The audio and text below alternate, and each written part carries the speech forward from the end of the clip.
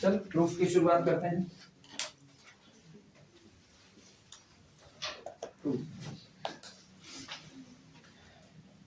ये पता ही है कि कंडीशन कैसी है, इफ एंड ओनली इफ। तो एक बार पहला मान करके ये दोनों बराबर हैं, अगर ये दोनों बराबर हैं तो अल्फा और बीटा का डिफरेंस W में होगा, ये दिखाना है। दूसरा ये करना है कि अगर alpha minus beta belong to the W है तो अल्फा और बीटा दोनों के द्वारा जनरेट होने वाले कोसेट आपस में कैसे होंगे बराबर, फिर ये दिखाना पड़ेगा। चलो 1 बाय 1 शुरुआत करते हैं। सबसे पहले हम लोग यहां से यहां जाएंगे, लेकिन उसके लिए ये बताओ W क्या है, एक सब स्पेस है और सब स्पेस के पास एडिशन की आइडेंटिटी हमेशा मौजूद होगी। It means zero vector always belong to the W। लिखना, since zero vector belong to the W, this implies that zero vector belong to W है तो एक बात कंफर्म है कि आप ये बात लिख सकते हो कि जीरो प्लस वेक्टर अल्फा, ये बताना कोसेट की अगर हम बात करें तो W के पास अपने मेंबर थे, W के मेंबर पर राइट साइड से आपने किसको ऐड कर दिया, अल्फा को। तो अब जो मेंबर तैयार हो रहे हैं वो मेंबर किसके तैयार हो रहे हैं, W प्लस अल्फा। यानी कहने का मतलब है कि अगर हमसे कोई पूछे कि W प्लस अल्फा ये जो आपका राइट कोसेट है, अच्छा एक बात और, अब हम चाहे राइट कोसेट बोले चाहे ना बोले, ठीक है, अगर हम केवल कोसेट भी बोल रहे हैं, क्योंकि दो तरह के कोसेट होते हैं, एक राइट कोसेट एक लेफ्ट कोसेट, और मुझको पता है अगर मेरा ऑपरेशन कम्यूटेटिव नहीं है तो राइट और लेफ्ट कोसेट डिफरेंट डिफरेंट आएंगे। लेकिन आज की तारीख में हम वेक्टर स्पेस पढ़ रहे हैं जो एडिशन का ऑपरेशन कैसा होता है, कम्यूटेटिव, तो मेरे लिए लेफ्ट और राइट दोनों के मायने ही खत्म हो गए। Left coset always equal to right coset, always equal to अपनी कंडीशन में। तो क्या हम बार बार राइट कोसेट और लेफ्ट कोसेट अलग अलग बोले या हम केवल कोसेट कहें काम चल जाएगा। और किताबें भी यही लिखती हैं ना कि जब आपके लेफ्ट और राइट, वास्तविकता में अगर दो लोगों के बीच का डिफरेंस खत्म हो गया ना तो बार बार आप उनको नाम से बुलाने की कोई जरूरत नहीं है, आप उनको एक कॉमन नाम दे दो और उसी कॉमन नाम से आप उनको बुला सकते हो। जैसे तुम लोगों से कोई कहना क्या कर रहे हो, कहते हो बीएससी कर रहे हैं, पर्टिकुलर पूछता है किस क्लास में तो कहते हो बीएससी सेकंड ईयर में, अदरवाइज आपके मुंह से निकलता है बीएससी कर रहे हैं। तो सेम कंडीशन मेरे लिए लेफ्ट और राइट दोनों कोसेट कैसे हो गए, सेम टू सेम, तो हम केवल कोसेट कहेंगे तब पर भी बातें सही है। आप सुनो, ये एक कोसेट है, कोई मुझसे पूछे कि इस कोसेट के मेंबर दिखने में कैसे होंगे तो हम कहेंगे इसके हर मेंबर जो दिखने में होंगे उनका स्ट्रक्चर होगा गामा प्लस अल्फा, जहां गामा हमेशा किसका मेंबर होगा, W का मेंबर होगा। क्लियर है? तो ये बताओ, ये जो नजर आ रहा है zero vector plus vector alpha, इसमें जीरो किसका मेंबर है, तो दिखने में इसका स्ट्रक्चर क्या गामा प्लस वेक्टर अल्फा का है कि नहीं, और हर वो मेंबर जो दिखने में इस स्ट्रक्चर का होगा जहां पहला मेंबर W का है वो हमेशा किसमें बिलोंग करेगा, coset W plus vector alpha. Note करो पहली चीज।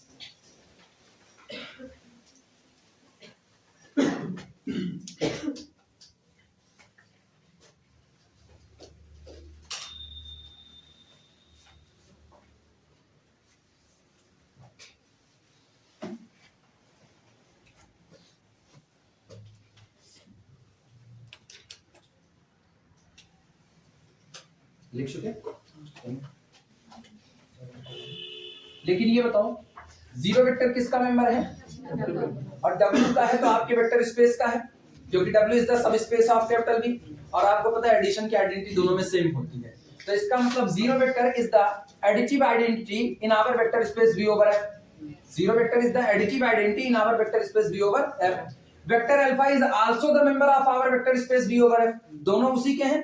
तो इसका मतलब zero vector plus alpha vector is nothing, it is again vector alpha, because zero vector is the additive identity in our vector space V over F। ये V over F की additive identity है, और additive identity का behave होता है कि वो किसी पर भी लेफ्ट या राइट कहीं से भी ऑपरेट करे उसकी वैल्यू में कोई चेंज नहीं लाती है। यानी this implies that vector alpha, अब इसका मतलब अल्फा हो गया, alpha belong to the W plus vector alpha, लिखा जा सकता है, नोट करो, vector alpha belong to the W plus vector alpha. और यहां से कहानी शुरू होगी, इन दोनों को बराबर मान के ये दिखाना कि अल्फा माइनस बीटा भी W में बिलोंग करेगा। अब हमको यही दिखाना है।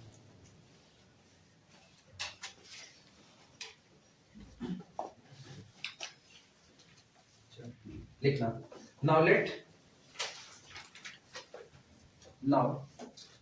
लेट माना W plus alpha is equal to W plus beta, माना अल्फा के द्वारा जनरेट हुआ राइट कोसेट या अल्फा के द्वारा जनरेट हुआ कोसेट बीटा के द्वारा जनरेट हुए कोसेट के कैसा बैठता है, एक बराबर बैठता है। ठीक, अच्छा ये सोच के बताओ, अगर आप ये कह रहे हो कि अल्फा मेंबर है किसका, कोसेट W प्लस अल्फा का, और W प्लस अल्फा बराबर है W प्लस बीटा के, तो इसका हर मेंबर इसका मेंबर हो गया कि नहीं, यानी this implies that vector alpha belong to the W plus vector beta. Reason दे देना, since W plus alpha equal to W plus beta, so every member, ये उनके लिए है ना जिनको भूलने का डर है, सो every member of W plus alpha is also of W plus beta। इसलिए पहले कोसेट का यानी लेफ्ट साइड में मौजूद कोसेट का हर मेंबर दूसरे वाले कोसेट में बिलोंग करेगा।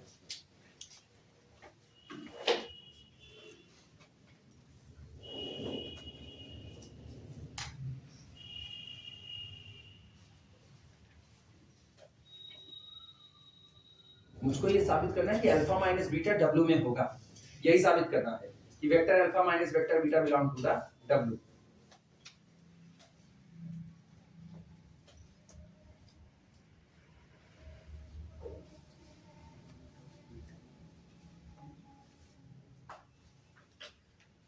अच्छा, अब एक बात सोचो, अब मेरे पास एक सेट हो चुका है W प्लस बीटा, ये मेरे पास एक सेट मौजूद है।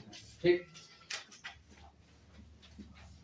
इसके पास जितने एलिमेंट होंगे वो ऐसे है ना कि पहला एलिमेंट किसका है, W का, और उस पर राइट साइड से कौन ऐड हो चुका है, बीटा ऐड हो चुका है, यही कहानी है।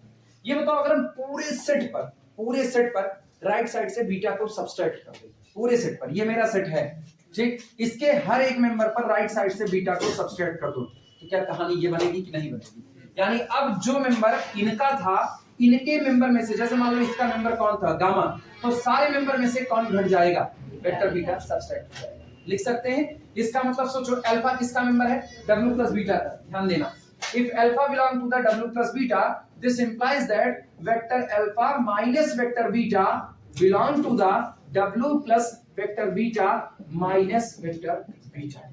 सही है गलत?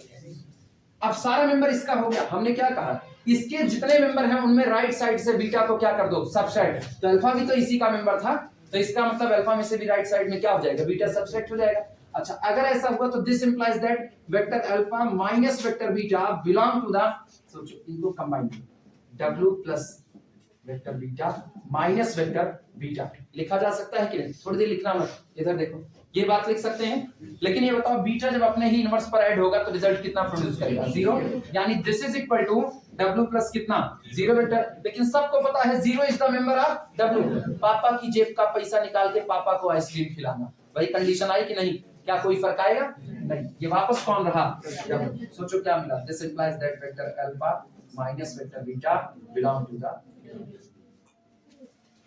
एक हिस्सा हो गया, यानी जब जब दो राइट कोसेट, जब ये दोनों कोसेट आपस में बराबर होंगे, तब ये दोनों कोसेट जिन एलिमेंट से बने हैं अल्फा माइनस बीटा, वो भी किस में बिलोंग करेगा, W में बिलोंग करेगा। पहला हिस्सा प्रूफ हो गया, नोट कर लो फटाफट।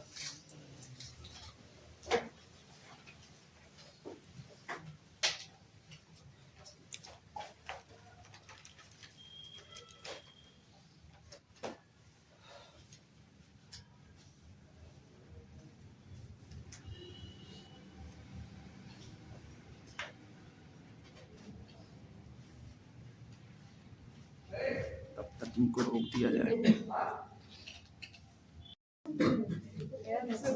सेकंड पार्ट, अब की यहां से शुरू करेंगे और यहां लौट करके आएंगे।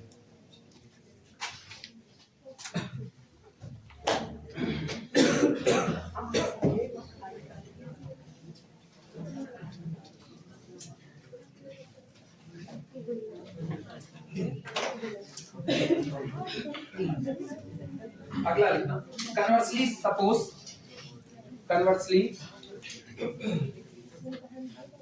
suppose vector alpha minus vector beta belong to the W। उल्टा मान करके चलते हैं कि माना अल्फा माइनस बीटा किसका मेंबर है, W का मेंबर है। अच्छा सोचो, अगर अल्फा माइनस बीटा डब्ल्यू का मेंबर है तो डब्ल्यू पर राइट साइड से अल्फा माइनस बीटा को ऐड करने पर, मतलब अल्फा माइनस बीटा की वजह से डब्ल्यू का एक कोसेट जनरेट करने पर क्या कुछ नया जनरेट होगा या वापस डब्ल्यू ही जनरेट होगा? सोचो, हम लोग पहले ही पढ़ चुके हैं, if vector alpha belong to the W then coset generated by alpha nothing, it is again W. यही तो होगा। और आप लिख रहे हो कि alpha minus beta belong to the W, तो इसका मतलब हुआ this implies that W plus alpha minus beta is nothing, it is again W. Note कर।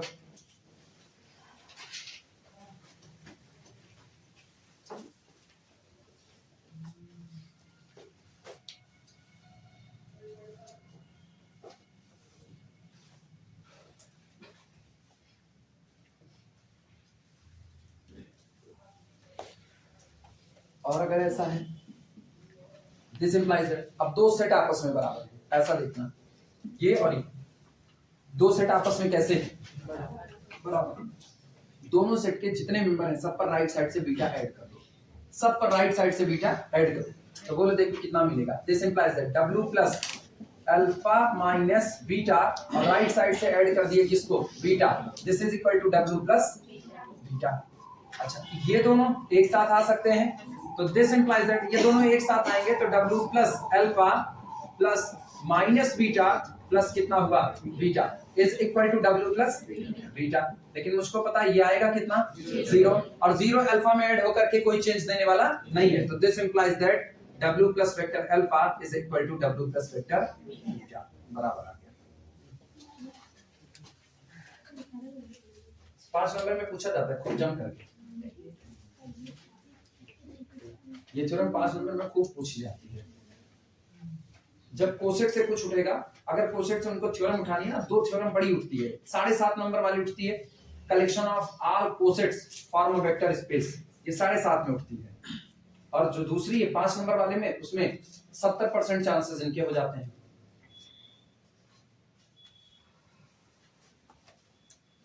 न्यूमेरिकल कोसेट से बहुत कम लगाती है अपनी यूनिवर्सिटी।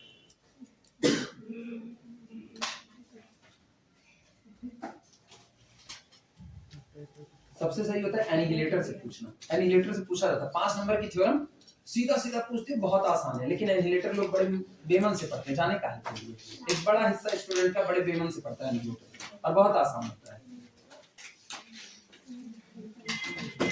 पहले 3rd ईयर में हुआ करता था जब हम लोग पढ़ते थे, तो लीनियर अलजेब्रा 3rd ईयर का था, तब एक लास्ट में मॉड्यूल्स होता था, बाद में फिर मॉड्यूल्स को काट करके एमएससी में शामिल कर दिया गया अलजेब्रा में।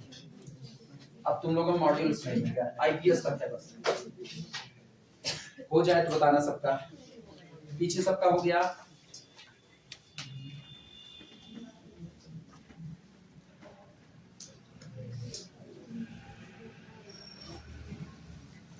अब आते हैं 7.5 वाले की तरफ, लेकिन पहले एक नोट लगा देते हैं। अच्छा ये बताओ, अभी अभी एक बात सामने आई, इस थ्योरम को देखते हुए इसी को नोट लगाने चलते हैं। W plus alpha is equal to W plus beta, यही है। W plus alpha is equal to W plus beta implies and implies that alpha minus beta belong to the W। ठीक, इनको देखने से हम लोगों को ये पता चल रहा है कि अल्फा और बीटा भले आपस में बराबर ना हो, अल्फा और बीटा आपस में भले ही बराबर ना हो, लेकिन फिर भी अल्फा और बीटा दोनों के द्वारा जनरेट हुआ कोसेट सेम टू सेम आया कि नहीं आया। मतलब एक ही कोसेट को लिखने के तरीके एक से ज्यादा हो सकते हैं। आप एक ही कोसेट को कई तरीके से लिख सकते हो। जैसे कोई मुझसे कहे ना कि W प्लस, अगर W को उसने कह दिया कि चलो W को आप ले लो यक्स एक्सिस, एक्स एक्सिस है, तो इस यक्स एक्सिस को कोई भी सबस्पेस अपना खुद का कोसेट होता है।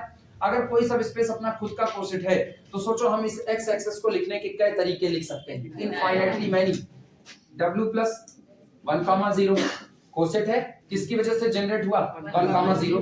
W प्लस 2,0, दिखने में क्या है दोनों डिट्टो अलग अलग हैं कि नहीं, उसके बावजूद भी दोनों आपस में कैसे हैं? बराबर। इन शॉर्ट हम कहें तो W plus x,0 x belong to the real number set capital R। कई बार आपने लिखा, इनफाइनाइट तरीके से आप लिख सकते हो, लेकिन हर बार आपके द्वारा लिखा गया कोसेट कैसा है? सेम टू सेम, यानी एक ही कोसेट को लिखने के तरीके हमेशा एक से ज्यादा हो सकते हैं। The representation of the coset never be unique. किसी कोसेट का रिप्रेजेंटेशन यूनिक नहीं होता है, वो हमेशा आपके पास तरीके कैसे रहेंगे, एक से ज्यादा मौजूद रहेंगे। क्लियर है बात? लिखना इसी को।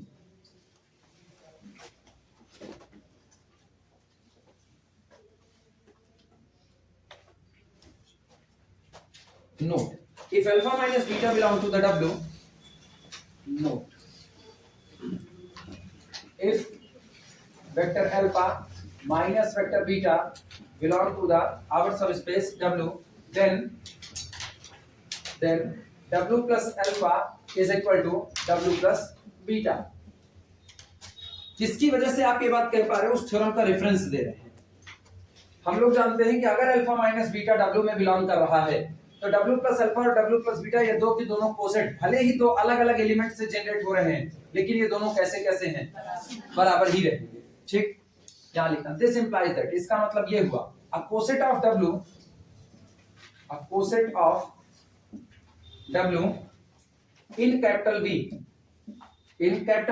can have more than one representation, can have रख सकता है, can have more than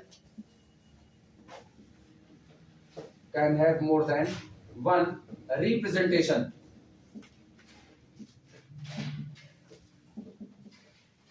can have more than one representation। एक कोसेट हमेशा एक से ज्यादा रिप्रेजेंटेशन रख सकता है। और अब मेन थ्योरम 7.5 नंबर में मोस्ट इंपॉर्टेंट थ्योरम, जिसमें सीधे सीधे ये कहेगा collection of all cosets form a vector space. ये वो थ्योरम है साल 2010 जब मेरा बीएससी थर्ड ईयर चल रहा था, उस 2010 में ये लॉन्ग आंसर में पूछी गई थी, लॉन्ग आंसर में, और अथवा में ड्यूअल स्पेस का नेचुरल आइसोमॉर्फिज्म, और हम इसी को सेलेक्ट कर लिए थे। नेचुरल आइसोमॉर्फिज्म में पता नहीं नंबर दिया कि नहीं दिया, भगवान मालिक है, वो लोग जाने। इसका कॉपी कहाँ मिलती है, कौन सा, उसको मिलाने से कोई फायदा होता नहीं है ना, उसको मिलाने से कोई फायदा होता नहीं। ये हो गया, हटा इसको।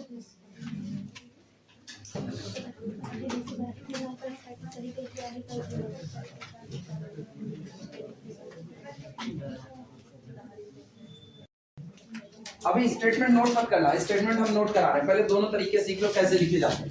पहला तरीका ये है जिसमें सीधे सीधे कहता है prove that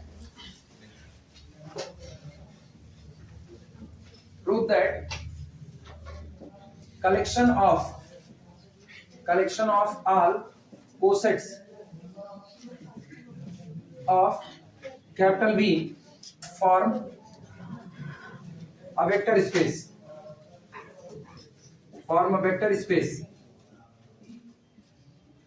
where addition and multiplication on this set defined as, writing पर मत जाना, बहुत गंदा लिख रहे हैं पता है, डिफाइंड एज दिस, नीचे वहां पर एडिशन और मल्टीप्लिकेशन डिफाइन कर देगा। एक तो तरीका ये होता है जब आपको सीधे सीधे थ्योरेटिकल पोर्शन में लिख देगा prove that collection of all the cosets of capital B from a vector space where addition and form a vector space where the addition and multiplication on this set defined as, define करके दे देगा। आपको साबित करना है कि ये लोग एक वेक्टर स्पेस बनाएंगे। दूसरा तरीका ये ना जो सीधे सीधे ऐसे लिखता है V oblique W, addition and multiplication, ये सही लिखता है। Collection of all the cosets of W, collection of all the cosets of W on the same field, field आप नहीं बदलोगे, field आपकी सेम रहनी चाहिए, on the same field, यानी ऐसा। With respect to addition and multiplication form a vector space where addition and multiplication are defined as follows। अब addition defined कर देगा W plus alpha plus W plus beta is equal to W plus alpha plus beta। ये इनको मत जोड़ देना कि W plus W 2W कर दो, नहीं, इनका मतलब नहीं है। अल्फा से जनरेट होने वाला कोसेट, बीटा से जनरेट होने वाला कोसेट, अगर आप इन दो कोसेट को आपस में ऐड कर रहे हो तो एक जो थर्ड कोसेट बनेगा वो किससे जनरेट हो रहा है, अल्फा प्लस बीटा से। मतलब इनसे जनरेट होने वाले कोसेट को बीटा से जनरेट होने वाले कोसेट में सम करोगे तो दोनों कोसेट का सम वो तीसरा कोसेट होता है जो अल्फा प्लस बीटा की वजह से जनरेट होता है। ये मल्टीप्लिकेशन ऐसे डिफाइंड होता है जिसको स्केलर मल्टीप्लिकेशन आप कहते हो कि a into W plus alpha is equal to W plus A alpha. ये डिफाइन कर देगा। और आपको कह रहा है कि आप इस तरीके से जो डिफाइंड हुआ है इसको साबित कीजिए कि ये पूरा का पूरा कलेक्शन, ये दिया गया सेट क्या फॉर्म करता है, वेक्टर स्पेस। दो स्टेटमेंट ऐसे होते हैं, ठीक है। पढ़ना अपने को एक ही स्टेटमेंट है, लिखा हम दोनों देते हैं, लिखा हम दोनों देते हैं, जिससे एग्जाम में जो भी नजर आए तुमको ये पता रहे कि हमको साबित क्या करना है। चल स्टेटमेंट नोट करते हैं, लिखना है। चलो, for a subspace W, for a subspace W of V over F, for a subspace W of V over F, collection of all cosets, collection of all cosets, collection of all cosets W plus alpha, where alpha belong to the capital V। अच्छा, क्या मैंने alpha के बारे में कोई particular बात कही है? तो अल्फा आपका आर्बिट्री मेंबर है, मतलब कैपिटल V में जितने अल्फा है ना सबको लेकर के कोसेट बनाया जाएगा और सबको इकट्ठा किया जाएगा। अगर alpha 1, alpha 2, alpha 3, alpha 4, alpha 5 V में है तो एक कोसेट बनेगा W प्लस अल्फा 1, एक बनेगा W प्लस अल्फा 2, एक बनेगा W प्लस अल्फा 3, कोई छोड़ना नहीं है। और जितने कोसेट बन रहे हैं सबको इकट्ठा करके सेट बनाना है, तभी लिखा गया है for a subspace W of V over F, collection of, ये बड़ी इंपॉर्टेंट है, all the cosets। ये नहीं कि एक अल्फा चुन लो बस, उससे एक अल्फा से तो आपको केवल और केवल कितना मिलेगा, एक कोसेट, और एक कोसेट मिलेगा तो आपको पता है एक कोसेट अकेला सबस्पेस हो भी सकता है और नहीं भी हो सकता है। तो यहाँ कोसेट को सबस्पेस नहीं साबित करना, यहाँ कोसेट के जो पूरा कलेक्शन आ रहा है इस कलेक्शन को सबस्पेस साबित करना है, या इस कलेक्शन को वेक्टर स्पेस साबित करना है। W plus alpha, where alpha belong to the capital V, over the same field, over the same field, capital F, form a vector space, form a vector space, form a vector space। ये पहला statement है, जैसे किताबों में लिखा हुआ आमतौर पर मिलेगा। For a subspace W of V over F, किसी vector space V over F के सबस्पेस W के लिए collection of all cosets W plus alpha where alpha belong to the capital V over the same field F form a vector space. सारे के सारे cosets का collection आपका एक vector space form करेगा ओवर द सेम फील्ड। एक statement. दूसरा देखना,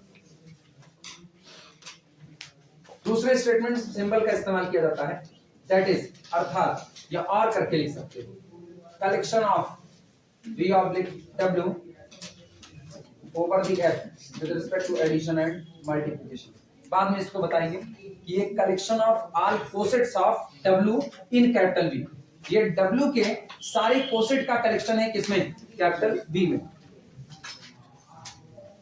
is a vector space, is a vector space, एक वेक्टर स्पेस होता है वेयर, जहां पर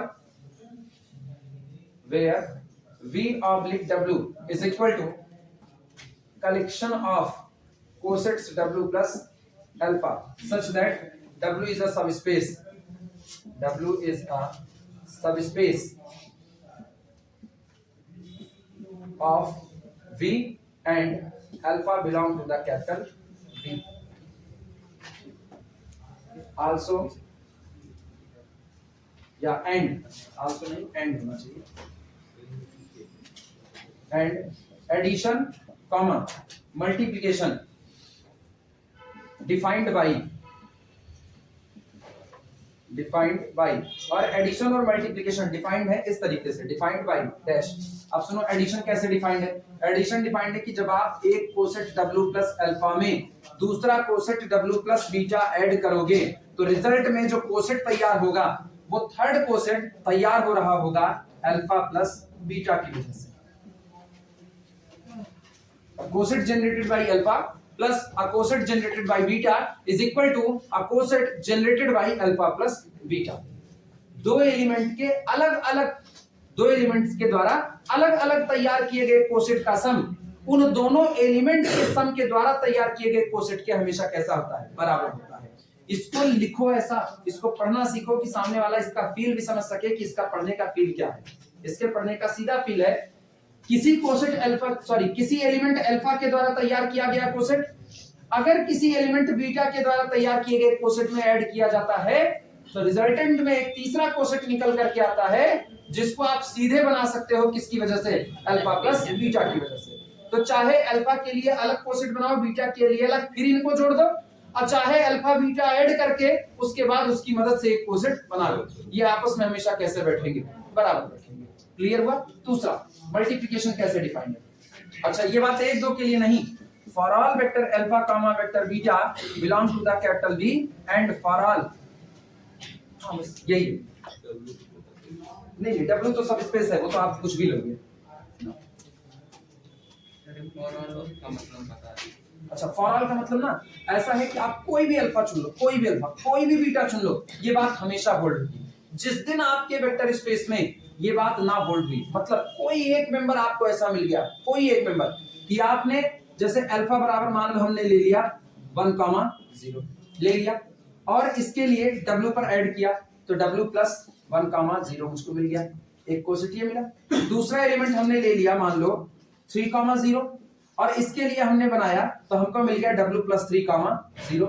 लेकिन अब जब हम देख रहे हैं कि हम एक और कोसेट बना रहे हैं जो कि 1,0 प्लस 3,0 यानी कि आपकी किससे तैयार हो रहा है 4,0 से, और इसको w पर ऐड करें तो ये इनके सम के बराबर नहीं आ रहा है। तो ऐसे केस में आपको एक एलिमेंट मिल चुका है जिसके लिए ये प्रॉपर्टी होल्ड नहीं करेगी, तब ये वेक्टर स्पेस नहीं बनाएगा।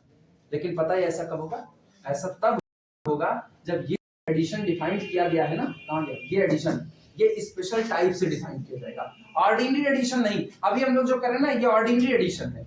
ऑर्डिनरी एडिशन याद है, ऑर्डिनरी के अलावा एडिशन कैसा होता है, जैसे कोई हम लोग 1030 को ऐड कर रहे थे तो क्या बना 40। एडिशन ऐसा डिफाइन किया, ऊट पठान कह रहा है कि 1,0 को जिस वक्त 3,0 पर ऐड किया जाता है रिजल्ट तैयार करता है 1 माइनस 3, 3 प्लस 1, ऐसा तैयार है। अब ये एडिशन अड़बंगा डिफाइन किया गया है, तो ऐसे में दिक्कत हो सकती है, ऐसे में हो सकता है ये वेक्टर स्पेस ना बनाए। ये बात अगर की बस यही। तो फॉर ऑल का मतलब होता है ना कि आप जो बात लिख रहे हो ये आपके वेक्टर स्पेस में मौजूद हर एलिमेंट के लिए सही होगी, तभी होगी। ये इतनी सॉलिड कंडीशन है कि एक भी आदमी अगर इस बात को मानने से इनकार किया तो आपका पूरा का पूरा स्ट्रक्चर धराशायी हो जाएगा। कंफर्म हुआ।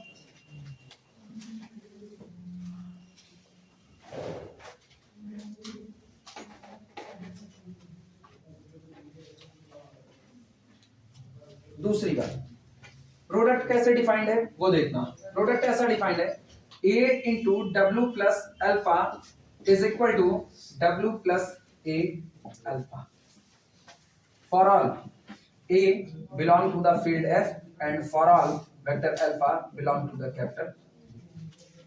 कहने का मतलब कोसेट तैयार करके हर एक एलिमेंट पर किसी पर्टिकुलर एक स्केलर क्वांटिटी से प्रोडक्ट करना, और चाहे पहले अल्फा पर उस स्केलर क्वांटिटी का प्रोडक्ट कर लो, एक्सटर्नल कंपोजिशन बोलते थे, याद है, इसको बोलते हैं एक्सटर्नल कंपोजिशन।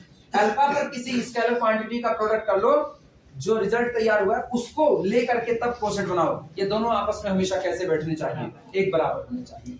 ये ऑपरेशन इस तरीके से डिफाइन है। अब ये करें इस ऑपरेशन के साथ ये एक वेक्टर स्पेस बनाएगा, आप इस बात को साबित कीजिए। इस तरह से डिफाइंड, मुझको ये स्टेटमेंट ज्यादा सटीक लगता है, साफ सुथरा सामने लिखा हुआ है। इस स्टेटमेंट में बातें हौच पौच में आ जाती हैं। सर इसमें जैसे अल्फा बीटा इससे भी ज्यादा हो सकता है ना, कैसा मतलब? हाँ का नहीं हो सकता, बिल्कुल हो सकता है। लेकिन जब आप एडिशन डिफाइन करते हो ना, एडिशन हमेशा दो के लिए डिफाइन करते हो। यहाँ पर एक होता है बाइनरी कंपोजिशन, बाइनरी शब्द द्विआधारी संख्याएं। अगर आप 3 एलिमेंट भी ले लिए, सोचो क्या आप 3 नंबर को एक साथ जोड़ सकते हो?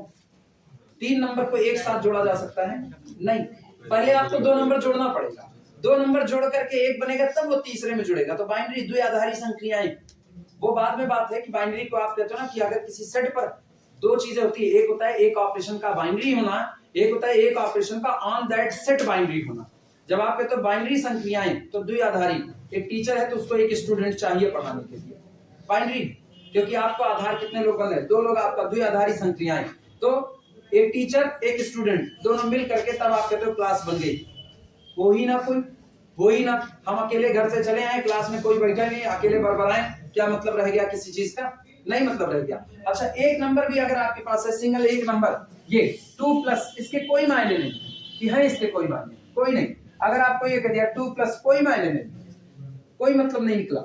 हाँ ये तो ऐसा ना रहता तब भी तो आप कहते हो 2 पॉजिटिव है, ऐसा आपने कह दिया तब भी तो ये कोई मतलब तब निकला जब देखो हम आगे क्या बैठा। अब दुनिया तुरंत कहेगी 2 में 2 जुड़ रहा है। तो सोचो ये जो एडिशन का ऑपरेशन है कितने लोगों पर काम किया, 2 लोगों की वजह से काम किया। सब्ट्रैक्शन लेकर के आओ, कितने लोगों की वजह से काम करेगा, 2 लोगों की वजह से।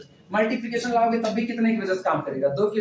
ये सारे ऑपरेशन कैसे होते हैं, द्विआधारी बाइनरी होते हैं। लेकिन बाइनरी ऑन दैट सेट कह दिया ना, तो इसका मतलब है बाइनरी ऑन दैट सेट होने का है आपके ऑपरेशन को ऑन दैट सेट क्लोज होना पड़ेगा। जैसे अब अगर हम कहते हैं नेचुरल नंबर की दुनिया में सब्सट्रैक्शन के ऑपरेशन को बाइनरी कहना चाहे नहीं होगा, बिकॉज ये subtraction is the binary operation but not binary on the natural number set capital N, क्योंकि अगर आप 4 में से 3 को घटाओगे तब तो आपको रिजल्ट नेचुरल मिल रहा है। लेकिन अगर आप एक मिल रहा है, अरे गजब की गणित पढ़े, 3 में से 4 को घटाएंगे तो कौन मिलेगा, माइनस। क्या वो नेचुरल है, बाहर हो गया कि नहीं। तो इसका मतलब सब्सट्रैक्शन का ऑपरेशन वैसे तो बाइनरी है लेकिन on the set of natural number binary नहीं, तो ऑन दैट सेट के बाइनरी नहीं बनेगा। तो अब ऐसे केस में जब आप अल्फा और बीटा, आप यहाँ पर क्या डिफाइन करो, एडिशन डिफाइन करो, तो आपको कितने की नीड है, 2 की। 3 को लेकर के ना हम लोग एसोसिएटिविटी वगैरह बात करते हैं। अगर हम 3, 4, 6, 9, 10 कितने भी एलिमेंट ले लें, हम उनको इकट्ठे नहीं जोड़ सकते हैं मेरे लिए। तब generalized associativity hold, sorry generalized binary hold होता है कि हमको उनकी क्या करनी पड़ेगी, बेयरिंग करनी पड़ेगी। 2 पहले जुड़ेंगे, 2 पहले, 2 जुड़ करके क्या बन चुके हैं, 1, अब वो अगले में जुड़ेगा, फिर 2 जुड़ के 1 बन चुके हैं, फिर वो अगले में जुड़ेगा। क्योंकि आप जो भी काम करो ना आप स्टेप बाय स्टेप करो। तो इसीलिए भले हम लोगों के पास पेपर कितने हैं, 3 है, लेकिन सोचो पढ़ते हम लोग कितना है एक बार में। हम ऐसा नहीं कर सकते कि हम इधर लीनियर अलजेब्रा भी चालू कर दिए, बगल ये मैट्रिक्स भी चालू कर दिए, और एक हाथ से लीनियर अलजेब्रा एक हाथ से मैट्रिक्स चालू हो गए, और दिमाग भी अपने 2 बट करके निकल गए ना। एक इधर से खोपड़ी निकल गई, वो कह रही है हम इधर मैट्रिक्स पढ़ रहे हैं, तुम इधर लीनियर अलजेब्रा पढ़ो, पॉसिबल नहीं हो सकता। यही मेन बात मैथमेटिक्स के साथ होती है। मैथमेटिक्स में हमेशा एडिशन लेगा, सब्ट्रैक्शन लेगा, कुछ भी लेगा, आप चाहे जितने एलिमेंट रख लो, इकट्ठा नहीं करने वाला। वो पहले क्या करेगा, 2-2 का पेयर करेगा, 2 पेयर हो गए, 2 अगले पेयर हो गए, वो दोनों जुड़ के कुछ बने, ये दोनों जुड़ के कुछ बने, अब दोनों जुड़ के फिर 2 ही 2 जुड़ रहे हैं। इसीलिए ना अपने पास सबसे पहला शब्द जो खुलता है अलजेब्रा में, सबसे पहला शब्द बाइनरी खुलता है। याद आया, बीएससी फर्स्ट ईयर सबसे पहला बाइनरी ऑपरेशन, और उसके बाद हम लोग उसका खूब लंबा चौड़ा डिस्कशन किए होते बाइनरी का। वो किनारे वाली क्लास थी ना, संडे की एक्स्ट्रा क्लास में बाइनरी शुरू किए हुए थे। क्या मेमोरी है मेरी, हमको झूठे शक होता है अपने ऊपर। क्या मेमोरी है, 4 - 3 = 2। हाँ वही तो, नहीं उसको मेमोरी नहीं कहते, ये तो मेरा प्रोसेसर है गड़बड़ है, ये तो प्रोसेसर की स्पीड भयानक है, मेमोरी तो मेरी सही सलामत है ना।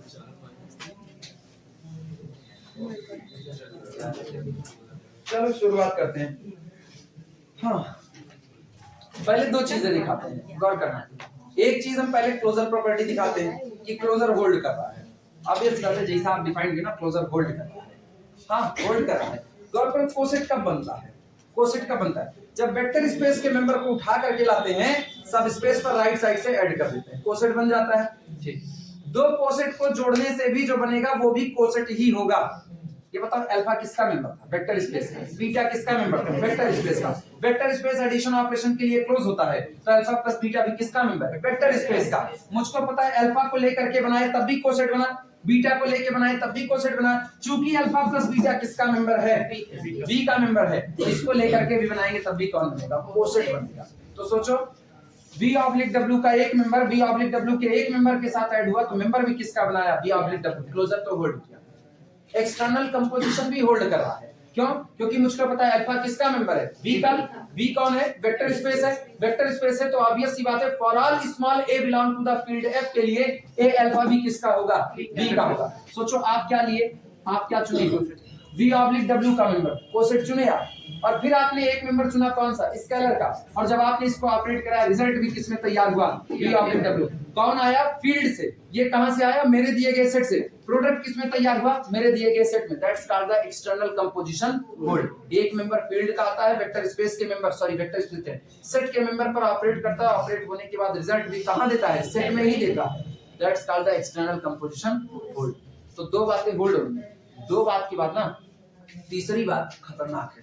तीसरी बात में आप दिखाने चल रहे हो आगे प्रॉपर्टी एसोसिएटिविटी वगैरह, लेकिन वो सब आप बाद में दिखाओगे। पहले आपको ये कहना पड़ेगा आपने ये जो ऑपरेशन इस तरीके का डिफाइंड किया हुआ है ना, ये ऑपरेशन वेल डिफाइंड है। पहले आपको ये कहना पड़ेगा ये ऑपरेशन कैसा है, वेल डिफाइंड। जब तक कोई ऑपरेशन वेल डिफाइंड नहीं होता ना, तब तक हम उसको लेकर के और आगे नहीं दौड़ सकते हैं। तो पहले जो ऑपरेशन कहा गया उसको वेल डिफाइंड दिखाना। वेल डिफाइंड दिखाने का मतलब सुनो क्या होता है। वेल डिफाइंड का मतलब होता है मुझको पता है एडिशन अगर है, अगर x बराबर y लिखा है और x डैश बराबर y डैश लिखा हुआ है और मेरा ऑपरेशन एडिशन का वेल डिफाइंड है, तो लेफ्ट का लेफ्ट जोड़ेंगे, राइट का राइट, तब पर भी ये क्या आएगा, बराबर आएगा। वेल डिफाइंड तभी हो पाएगा। आप कह रहे हो x बराबर y है, दुनिया ने मान लिया x बराबर y है। आप कह रहे हो x डैश बराबर y डैश है, दुनिया ने वो भी मान लिया। लेकिन आप लेफ्ट का लेफ्ट राइट का राइट जोड़ते हो तो ये दोनों जोड़ आपस में बराबर नहीं आते। तो क्या आपके द्वारा डिफाइन किया हुआ इस तरह का एडिशन वेल डिफाइंड हो सकता है? क्योंकि दुनिया आज तक यही जानती आई थी, left hand side equal to right hand side, फिर left hand side equal to right hand side. तो लेफ्ट का लेफ्ट जोड़ राइट का राइट, दोनों कैसा आता, बराबर आता। लेकिन अगर ये बराबर नहीं आया तो गड़बड़ा गया मामला कि नहीं। तो पहले क्लोजर और एक्सटर्नल कंपोजिशन दो हम दिखा देंगे, वो दो पहले निपटा देंगे कि तुम्हारी चर्चा बाद में नहीं करनी रहेगी। और फिर हम साबित करेंगे कि इस तरह से जो आपने एडिशन डिफाइन किया है, ये एडिशन कैसा है, वेल डिफाइंड है। और फिर हम सारी property one by one proof कर ले जाएंगे। Associativity, existence of identity, commutativity, existence of inverse, left distributive over addition, right distributive over addition. याद आ रहा है सब कुछ? क्या प्रॉपर्टी थी वेक्टर स्पेस की? 10 प्रॉपर्टी, 5 4 नहीं 10 प्रॉपर्टी थी। हटाया जाए इसको पूरा।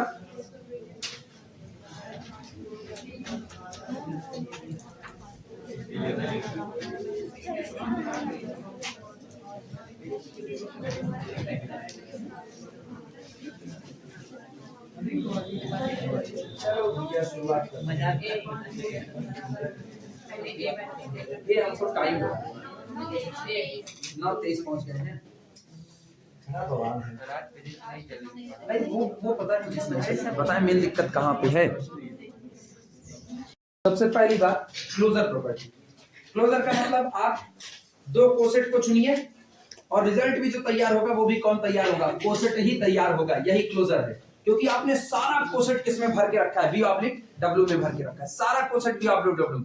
तो V ऑब्लिक W का दो मेंबर उठाओ, यानी दो कोसेट उठाओ और दोनों को ऐड करके दिखाओ कि जो बनेगा वो भी कौन बनेगा, कोसेट ही बनेगा।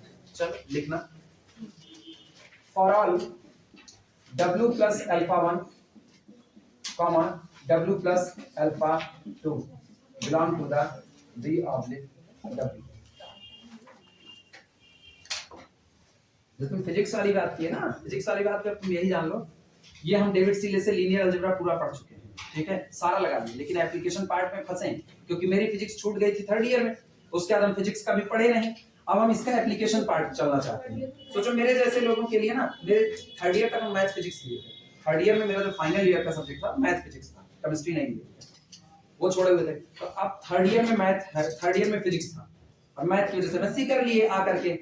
अब इसका जो एप्लीकेशन पार्ट है उसके लिए मुझको फिजिक्स की जरूरत पड़ती है। क्वांटम के कई चीजें जहां आप लीनियर अलजेब्रा का इस्तेमाल कर सकते हो।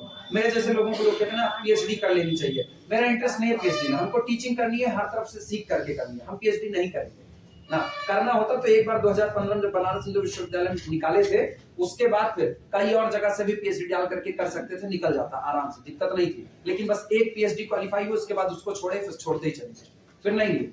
अब मेरा इंटरेस्ट ना केवल टीचिंग वाले में आ रहा है कि अगर हम पढ़ाएं, हालांकि हम बहुत बेमन से ये काम करते हैं, फिर भी अगर हम पढ़ाएं आगे तो हम सीख करके और इसका एप्लीकेशन पार्ट सीखें। तो एप्लीकेशन पार्ट के लिए ना अब हम वापस एमएससी इन फिजिक्स करने वाले हैं। बस ऑपरेशन करवा लें, आपका ऑपरेशन करवा लें, उसके बाद फिर कहीं ना कहीं नहीं, खुद से नहीं करेंगे, हम एडमिशन लेंगे, डिग्री लेंगे बाकायदा ना, और उसके बाद फिर एमएससी फिजिक्स से अप्लाई करेंगे। और नहीं अप्लाई करें, बस अप्लाई करें अपनी मैथ के लिए। इस मैथ को एप्लीकेशन पार्ट में शामिल करना चाहते हैं उसके, कि आप सीख सको किस तरीके से इस्तेमाल होगा। वास्तविक, लेकिन उसके लिए हम फिजिक्स का भी अच्छा नॉलेज चाहते हैं। तो अच्छे नॉलेज के लिए आपको पूरी एमएससी करनी पड़ेगी, तब जाकर के सही सलामत नॉलेज आएगा। W प्लस अल्फा 1 ऐड करो इनको, W plus alpha 1 plus W plus alpha 2। अब एडिशन आपको वेल डिफाइंड दिया गया है, एडिशन सॉरी वेल डिफाइंड नहीं, एडिशन किस तरीके से डिफाइंड है वो सुनना। ये दोनों ऐड होगा, एक कोसेट दूसरे कोसेट में ऐड होगा, तो रिजल्ट में एक तीसरा कोसेट तैयार हो रहा है, W plus alpha 1 plus alpha, ये तैयार हुआ। लेकिन सवाल ये उठता है ना, क्या ये V ऑब्लिक W का है कि नहीं? क्योंकि V ऑब्लिक W का है तो इसका मतलब अल्फा प्लस अल्फा 2 को किसका होना पड़ेगा? V का, तभी हो सकता है। और साफ बात है, alpha 1 belong to the capital V, alpha 2 belong to the capital V, V is the vector space, so alpha plus alpha 2 also belong to the capital V। तो हम लोग ऐसा सीधा लिख सकते हैं, belong to the V oblique W। Reason बताएंगे, since, क्योंकि since vector alpha 1 comma vector alpha 2 belong to the V over F, this implies that alpha 1 plus alpha 2 also belong to the V over F। ये भी V over F से belong करेगा।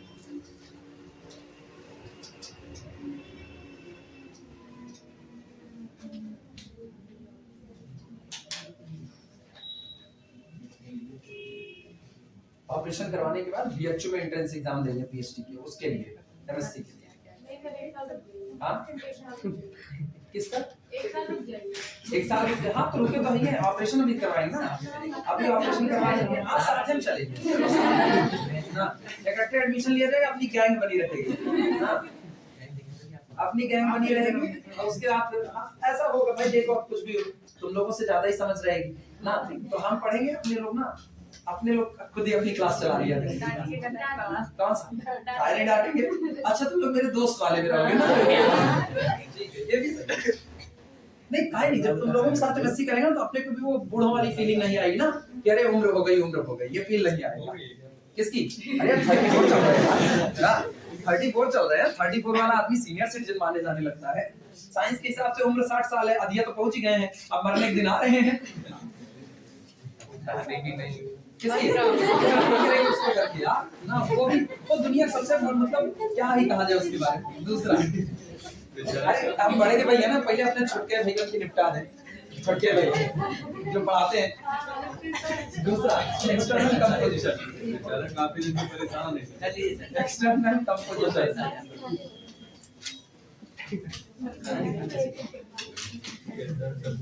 External composition board, ये वो सवाल है ना कि जिसके जवाब पर मेरी मम्मी इतना त्रस्त रहती हैं। पूरे मोहल्ले में अगर कोई आ गया बतियाने के लिए, आप सीधे कहेंगे सबके बेटवा ठीक है, जस हमारा बेटवा है, यस क्यों बेटवा ना हो, जो कहा तो उल्टे करा, सीधे सीधे बोलती हैं इस पे।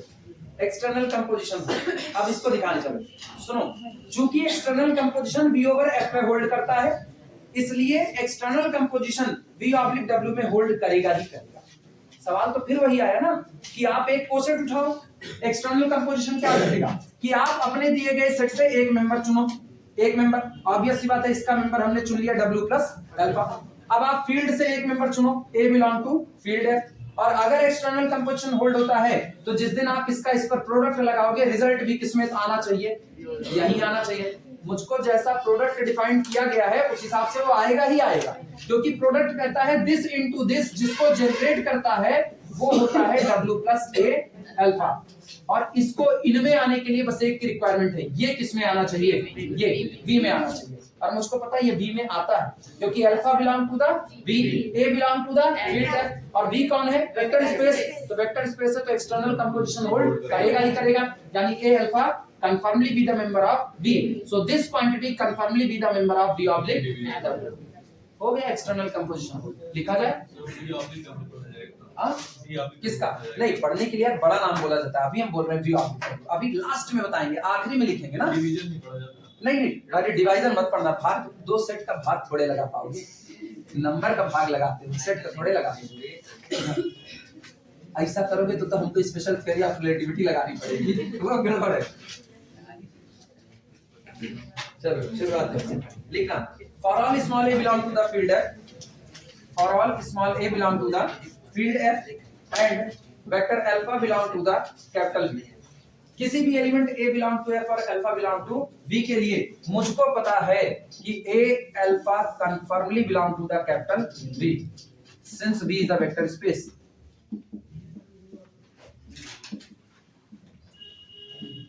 Since V is a vector space, चूंकि V कैसा है, एक वेक्टर स्पेस है। सो इसलिए अब इससे हम यहां पर आ रहे हैं, अब नीचे वाले रास्ते पर। So A into W plus vector alpha is equal to W plus A alpha conformally belong to the V oblique W for all A belong to the field F and for all alpha belong to the capital V।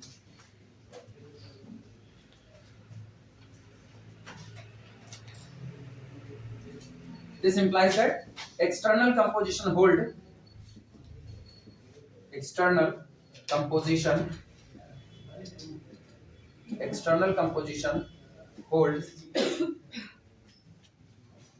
in V oblique W, इसलिए इसमें external composition hold करेगा।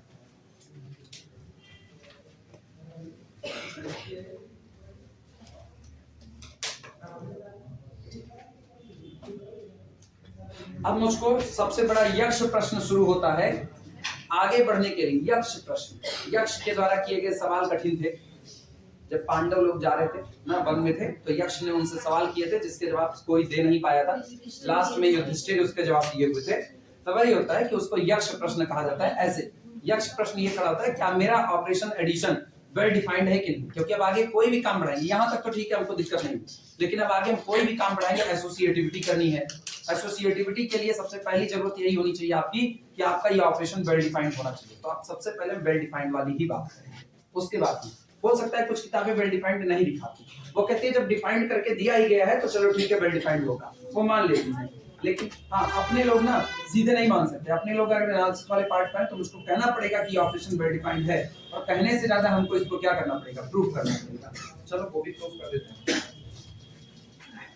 ये हो गया और तो हटाया जाए। लेकिन ये बताओ, तुम लोग कह रहे हो एक साल बाद चलिए, तुम लोग मैथ से एमएससी नहीं करने वाले? एक को लोग मैथ से एमएससी नहीं करोगे, इतने गधे हो। किसमें हो? मैथ वाले में?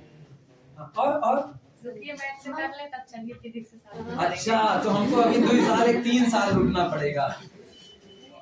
3 साल में तो हम पता चलेगा ना, 34 3 37 पे हम जाएंगे। 37 पे हम जाएंगे तो वहां पर जो हमको बैठे होंगे टीचर ना, वो कहेंगे पढ़ाने आए हैं या पढ़ने ही आए हैं। तब सवाल ये उठेगा।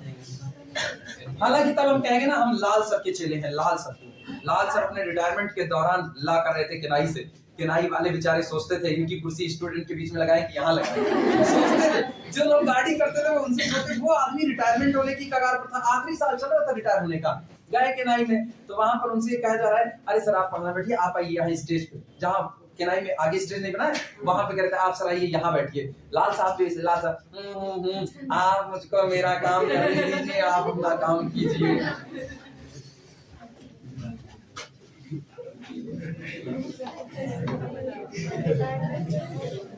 की लड़की मैथमेटिक्स से पीएचडी कर रही, स्विट्जरलैंड से कर चुकी, पहले ही कर रही थी, जब हम लोग पढ़ते तभी कर रही।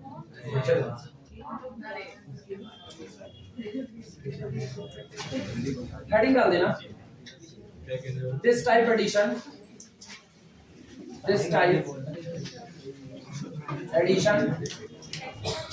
And multiplication is well defined.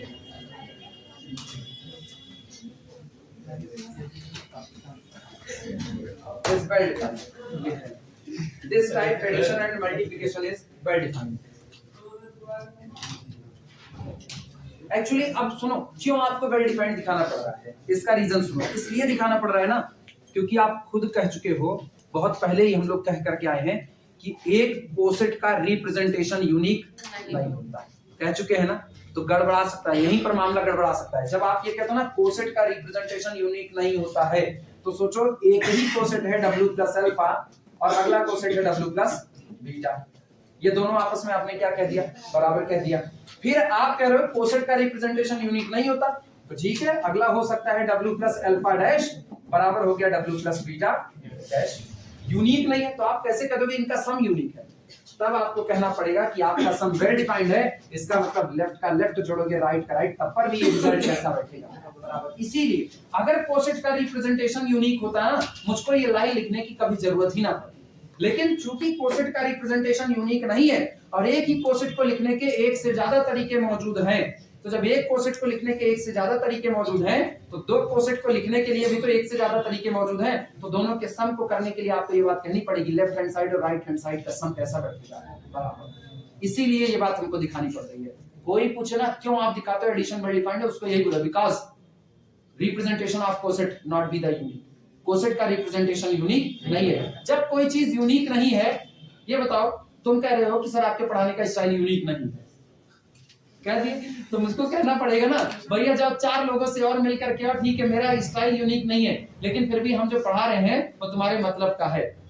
तो अगर हम जो पढ़ा रहे हैं वो तुम्हारे मतलब का, ये कहने के लिए हमको कुछ तो साबित करना पड़ेगा कि मेरा पढ़ाया हुआ तुमको आ रहा है, नहीं आ रहा है, एग्जाम में पूछा जा रहा है, नहीं पूछा जा रहा है, हम इतने साल से जो पढ़ा रहे हैं एग्जाम में पूछे जाते आए हैं, ये सब कहना पड़ेगा कि नहीं। बस वही बात यहाँ पर जब आपने कह दिया कोसेट का रिप्रेजेंटेशन यूनिक नहीं है, तो आपको ये साबित करना पड़ेगा ऐसे ऑपरेशन जो आपने एडिशन के डिफाइन किए हैं ये आपको गलत सलत रूल पर नहीं ले जाएंगे, आपको उसी रूल पर लेकर के जाएंगे कि अगर left hand side right hand side दो इक्वेशन में बराबर है, तो लेफ्ट का लेफ्ट राइट का राइट ऐड करने पर भी ये कैसे बैठे रहेंगे बराबर रहेंगे। क्लियर हुई बातें? चलो शुरुआत करते हैं। ये दिखा करके बाकी प्रॉपर्टी कल दिखाएंगे, जिससे मोबाइल चार्ज करके चलें, गैलियन वाले लेक्चर बनाए नहीं पता चलेगा, नोटिफिकेशन हो जाएगी आज। बस छुट्टी पाने वाले हैं, आजकल में ऑर्डर करते हैं, तो देखो शायद आपने ये सवाल सही ना, इसका भी मेरे पास जवाब नहीं है ना। हाँ अभी हमको इसको निहारना पड़ता है, तुम जगते रहो, हम जग रहे हैं, देखो हम जग रहे हैं, ऐसा कहना पड़ता है। लिखना लेट माना w plus alpha is equal to w plus alpha dash, दो कोसेट बराबर ले लें, w प्लस अल्फा बराबर w प्लस अल्फा डैश, एक ये ले लिया, एंड दूसरा हम लोग ले रहे हैं w प्लस बीटा बराबर w प्लस बीटा डैश, दो बराबर कर अपने को दिखाना लेफ्ट हैंड साइड और राइट हैंड साइड ऐड करने पर मुझको कोई खास फर्क पड़ने वाला नहीं है, रिजल्ट बराबर, खास फर्क नहीं, कोई फर्क नहीं पड़ेगा ये कहना। लेकिन याद करो हम लोग कहे हुए थे कि अगर ऐसा होता है, अगर ऐसा होता है तो एक बात तो साफ है, this implies that alpha comma alpha dash both belong to the capital B, और this implies that beta comma beta dash also belong to the capital B, दोनों कैपिटल B का होगा, नोट करो।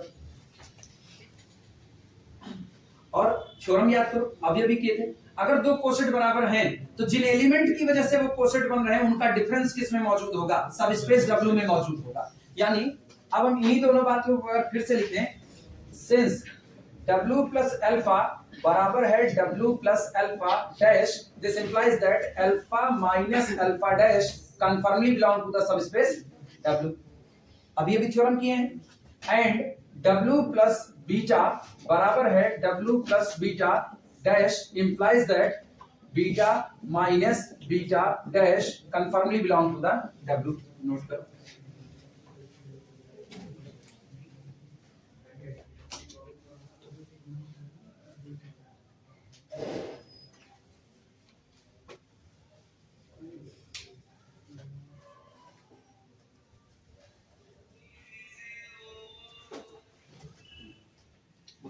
गाना बजाए किसकी आवाज थी? अरिजीत की? किसकी? अरिजीत की ना? हाँ, सिंगल को भी ब्रेकअप की फीलिंग देने वाला बंदा है तो सही, कुछ भी हो, मतलब नए सिंगर में है मजेदार, नए सिंगर में जुबिन नौटियाल अलग कैटेगरी का है, वो अलग कैटेगरी है, दोनों कैटेगरी है। अच्छा ये बताना, सुनो W कौन है? सब स्पेस है। अपने लोग फटे बास वाली आवाज वाले हैं, अपने लोग गणित वाले ना, हाँ वो गा कर सुना रहे हैं। अल्फा माइनस अल्फा डैश किसका हुआ? W का। बीटा माइनस बीटा डैश किसका हुआ? W का। और W कौन है? सब स्पेस है, तो क्लोजर प्रॉपर्टी होल्ड करेगी। इसका मतलब alpha minus alpha dash plus beta minus beta dash conformally belong to the W, लिख सकते हैं, नोट करो। और जिनको दिक्कत लगे ना लिख देना W इज सब स्पेस, W इज सब स्पेस, क्योंकि W कैसा है? एक सब स्पेस है।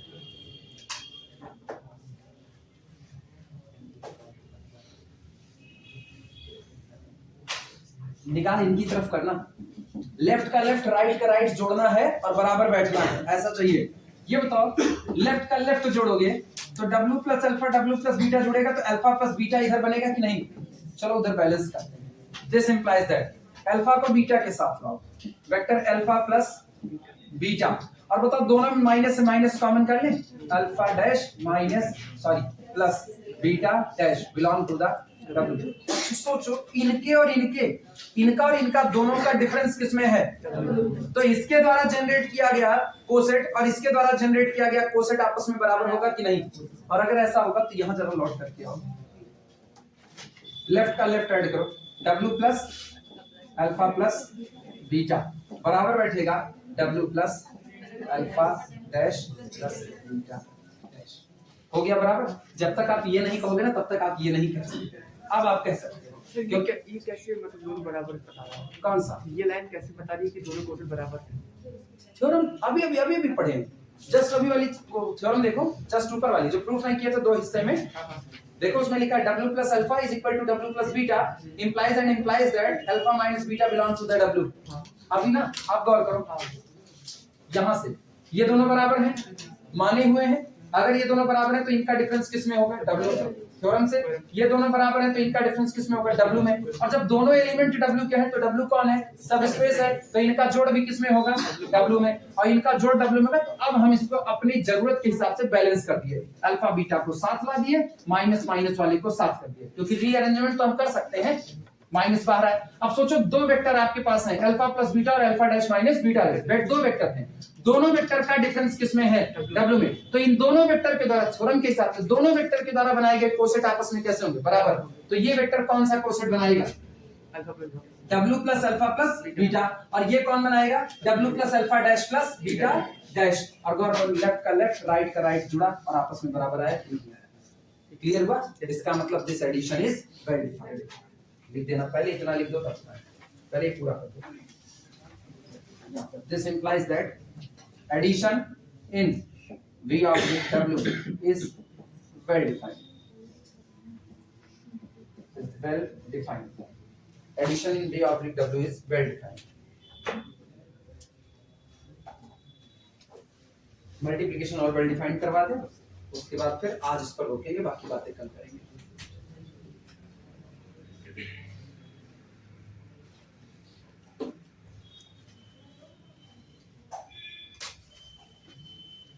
देख तो चले आगे।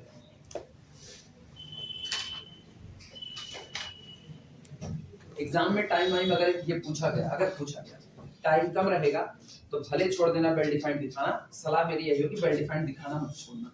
वेल डिफाइंड इसका सबसे जरूरी पार्ट है। किताबें काट देती हैं, कुछ किताबें वो बस शॉर्ट नोट बनाने के चक्कर में काट देती हैं, बाकी आप ईमान करके चलो जो उन्होंने डिफाइंड किया है आपको ये बात साबित करनी पड़ेगी कि वो एडिशन आपका वेल डिफाइंड है, और उसके लिए आपको ये इतना प्रोसेस लिखना पड़ेगा, इतना लिखना पड़ेगा।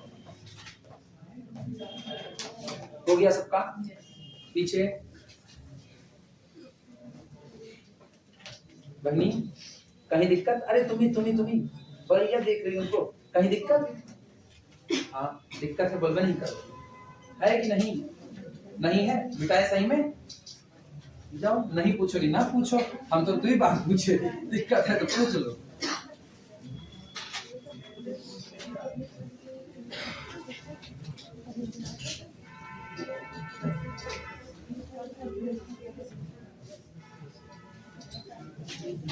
चलो अगेन, अब चलो मल्टीप्लिकेशन वेल डिफाइंड करो, लिखना again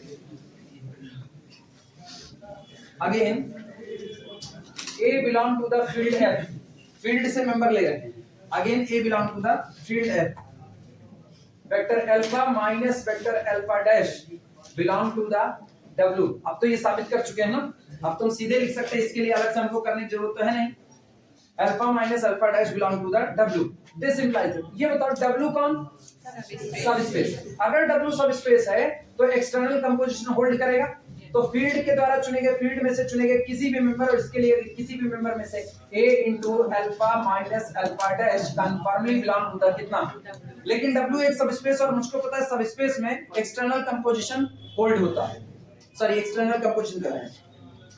multiplication is left distributive over addition, ये बात होल्ड होती है, यानी हम लोग लिख सकते हैं this implies that a alpha minus a alpha dash belong to the W लिख सकते हैं। और ये बताओ फिर दो वेक्टर का डिफरेंस किस में आया, तो इनके और इनके द्वारा बनाया गया कोसेट भी आपस में कैसा होगा, बराबर होगा। हो गया प्रूफ कि नहीं हुआ?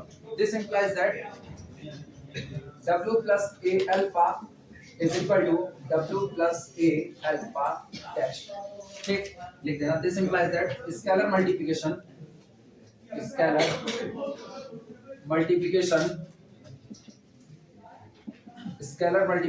in V oblique W is well defined। और भैया आज के लिए ना इसी पर ऐसे इसको रोक दो, कल हम इसको आगे कंप्लीट कराएंगे। आप चले पहले मोबाइल चार्ज कर लें, पता चलेगा दिक्कत हो जाएगी।